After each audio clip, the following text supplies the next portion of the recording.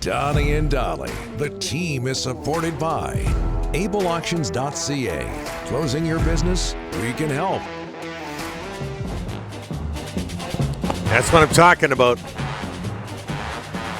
All of our guests today, including Ross Tucker, standing by in Vegas. Brought to you by the Waddling Dog Pub, February 22nd. Dog will be hosting a fundraising night in support of the Canucks Autism Network.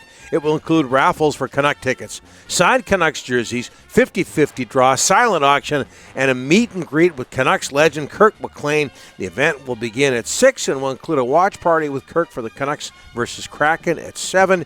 All net proceeds donated to CAN. C-A-N. Another reason to come, sit, and stay at the Waddling Dog. CAN, of course, the Canucks Autism Network. Yeah. We got out of Vegas now. Oh, yeah. Host of the Ross Tucker Football Podcast. You can find him on CBS Sports and Westwood One. Ross Tucker. How are you, sir? Radio Row. Oh, I got that right? Yeah.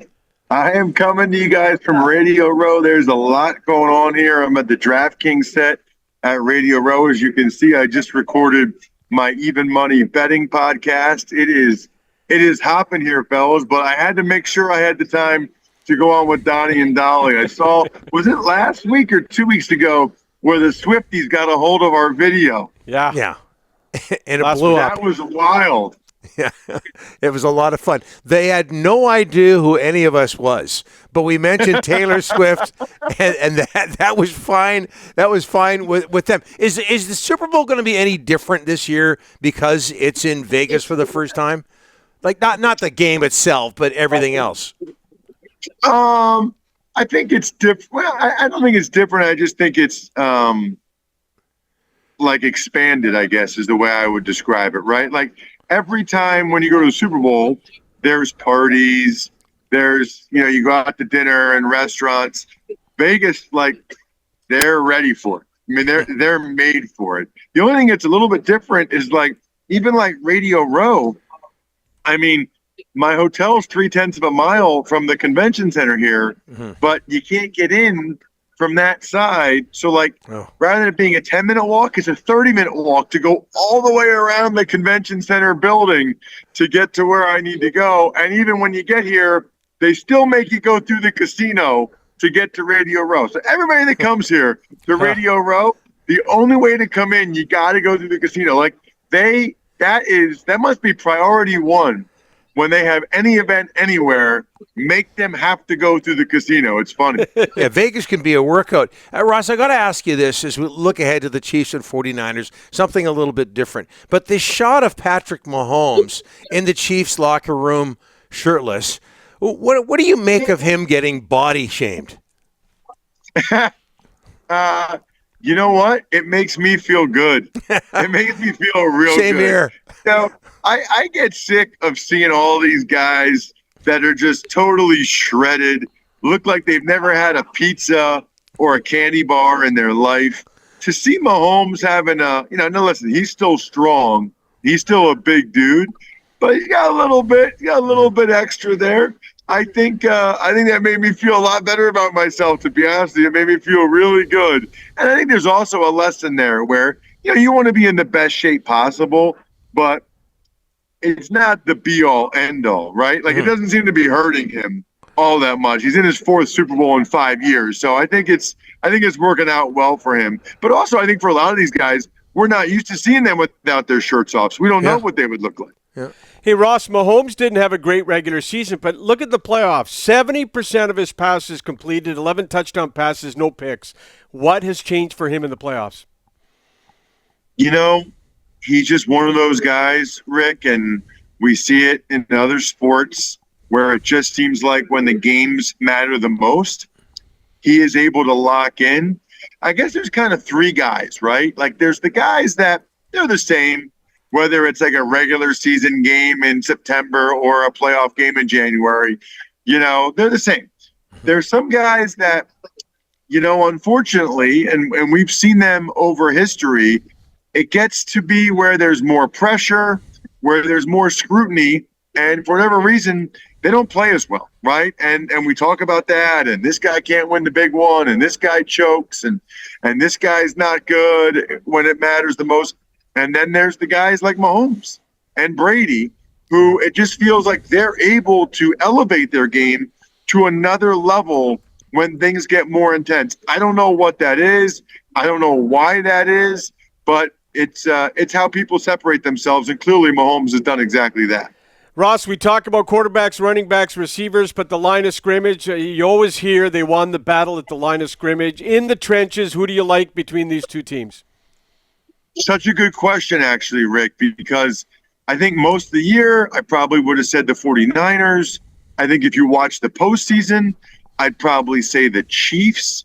You know, the Niners have struggled a little bit with the right side of their offensive line. I feel like they have not been as dominant either running the ball or in pass protection. Meanwhile, the Chiefs, you know, they had issues, in particular at tackle, throughout the regular season, and those guys have played much better. Those guys have really done a really nice job, I think, in the playoffs. And their interior, even without Joe Thuney, but especially when they had Thuney, is as good as any. That's going to be a key, actually. I don't think Joe Thuney will play, so I think it'll be Nick Allegretti, who I spoke with last night. He'll be on the Ross Tucker Football Podcast this week, and I think that's going to be a key because he'll be going against Javon Hargrave or Eric Armstead. He's not the player that Joe Thuney is, so he's going to have to find a way to be able to still be able to play at a high level. Overall, though, I think based on what we saw against Baltimore and against Detroit, I think you have to go with the Chiefs right now being better up front than the Niners. Kyle Shanahan, a great young mind, but you got Andy Reid, his fifth Super Bowl, Ross, his fifth. Only two guys have more. The coaching battle, what do you like about these two guys, and who do you pick there? Well, they're both fantastic coaches. They actually remind me of each other a little bit in that they're the head coach and they're excellent creative game planners, offensive designers, play callers. And, you know, it's funny. I just thought of this now. Don't steal this. I'm going to use this the rest of the week. But it feels like Kyle Shanahan right now is kind of where Andy Reid was in Philadelphia, right? You know, where Kyle Shanahan's now been to what, 4 or 5 conference championship games, yep, been to a couple Super Bowls, hasn't been able to win the big one. And Andy Reid, that was the knock on him or the book on him when he was in Philadelphia. So I'm going to try to get that comment posted on social media at Ross Tucker NFL before Ryan Henderson clips it and posts it to Donnie and Dolly. Because my interaction with Taylor Swift last week or 2 weeks ago, whenever it was, last week, I guess. Last week. And somehow the Swifties picked up my conversation with you guys. Yeah. So they didn't even know my name. They didn't even tag me. They're just like, oh, this guy likes Taylor Swift. He's from her hometown. And they didn't even tag you guys either.